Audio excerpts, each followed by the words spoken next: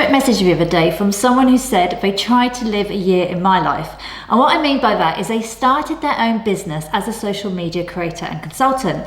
And they went on to say how hard they found it with the pressure to feel like they kept having to keep showing up on social media and keep creating content. They said they didn't know how I've continued to do it for so long because they basically quickly led to burnout and they gave up within the first 12 months. And believe me, I know that feeling oh so well and hear it from so many of my clients and followers online. And as business owners, no matter what industry you are in, we all face the pressures of feeling like we need to keep showing up and being seen on social media. When you start to gain some momentum and you're growing your account, many of us then feel like we must continue to keep doing what we are doing, even if that's then detrimental to other parts of your life or business. You then may find yourself on that content creation hamster wheel and you feel like you will never get off it. And many of us feel guilty for even taking a few days break from it, which is crazy. If you need a break, then take a break. I'm a big advocate of that. But what do you do when you are nearing burnout with your social media creation and activity? Or how do you even try to avoid it in the first place to make sure you are giving your audience enough of what they want and you are still being consistent, but at the same time, you are also giving yourself enough time to complete all of the other tasks that you need to do in order to run your own business successfully, as well as having that work-life balance so you can enjoy some free time of your own with friends, family, and doing the things that you actually enjoy.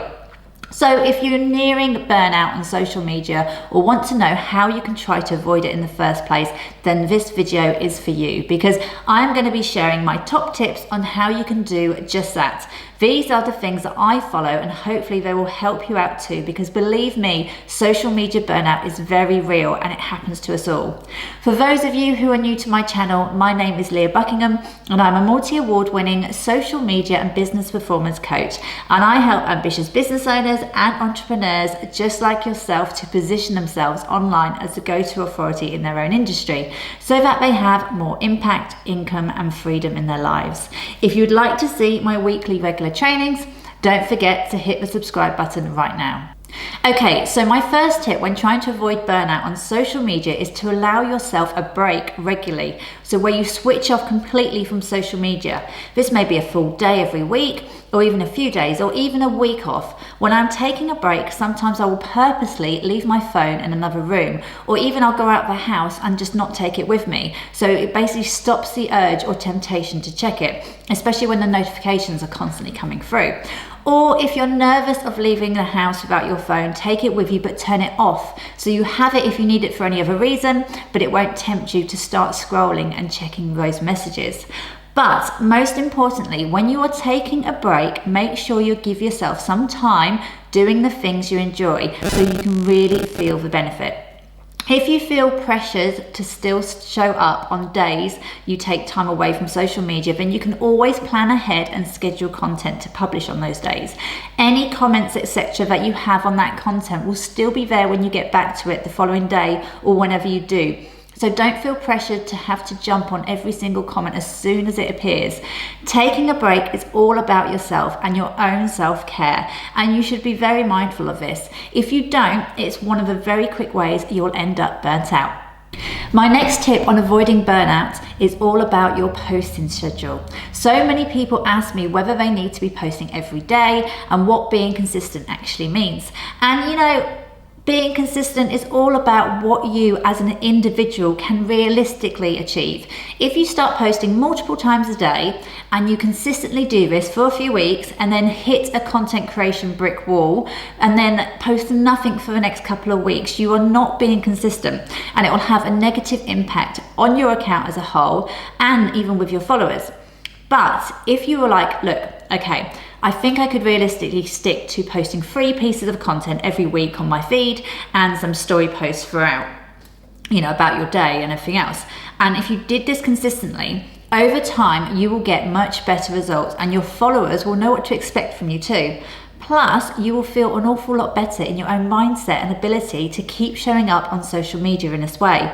It doesn't mean you can't do more when you can, but it's an expectation that you've set yourself, and it then takes the pressure off. Just make sure you're being honest with yourself though when you are setting this goal. This next tip I live and breathe by to avoid burnout when creating my social media content, and that is to batch create my content. This gives me my time back, which is so important. If I didn't batch create my content, then every day I would be running around like a headless chicken, panicking about what I'm going to post and trying to find the time to do just that.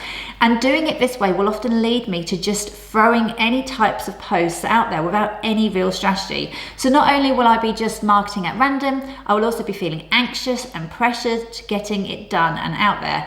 This will give me little satisfaction or even any results from my content, as you know, no one's going to be getting really any good value from me.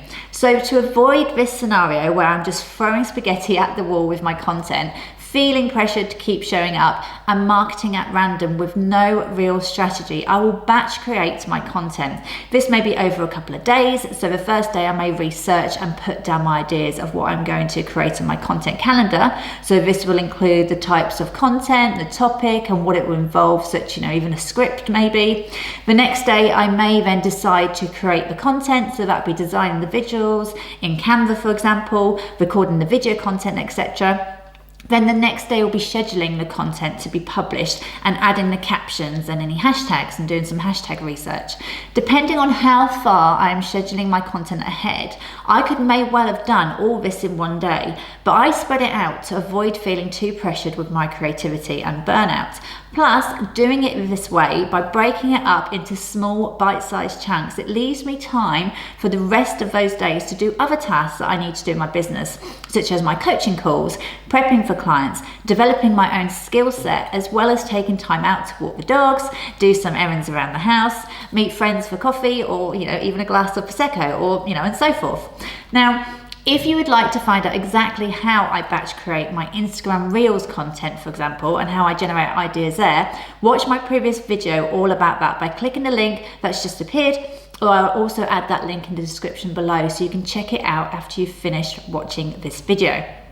Okay, so my next tip on avoiding burnout is to get yourself organized. So one way you can do this is by using various tools to help you. The first thing I would recommend here is using a tool for content planning. So that could be a simple Excel or Google spreadsheet, or even a really cool tool such as Trello to help you plan.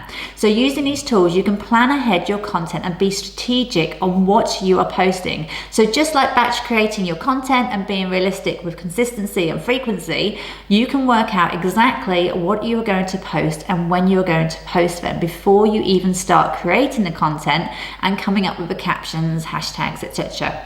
You can really get strategic here with your content too, because you can work out the themes, the topics, or even certain products or services that you are going to want to talk about at these times.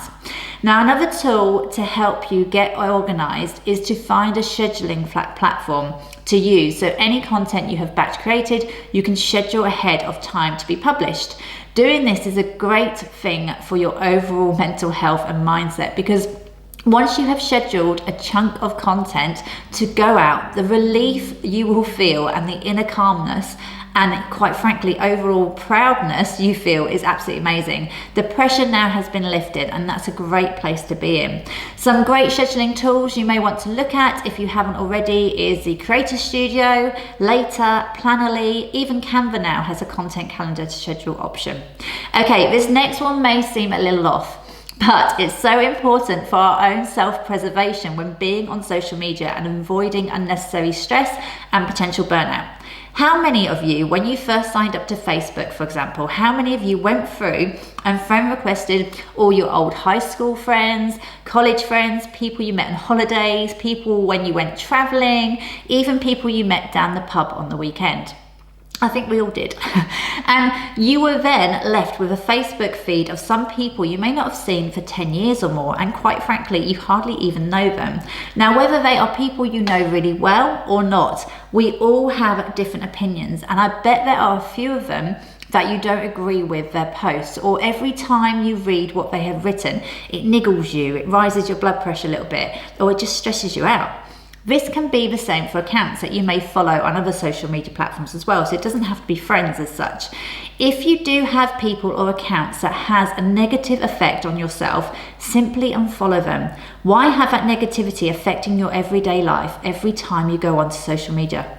It's not necessary and it's not benefiting you or your business in any way. Plus, if you are feeling close to burnout on social media, then seeing one of these posts that may make your blood boil will be enough to push you over the edge, and you'll vow to never get back onto that platform.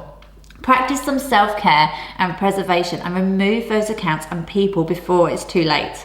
Now, we have talked about taking a break from social media when you need it and how that's completely okay, but it's also really important to set boundaries. And what I mean with this is to set boundaries to when you are going to allow yourself to spend time on the social media platforms, engaging with your followers, new prospects and so forth. Let me ask you a question. How many of you check your social media pages as soon as you wake up and even before you get out of bed?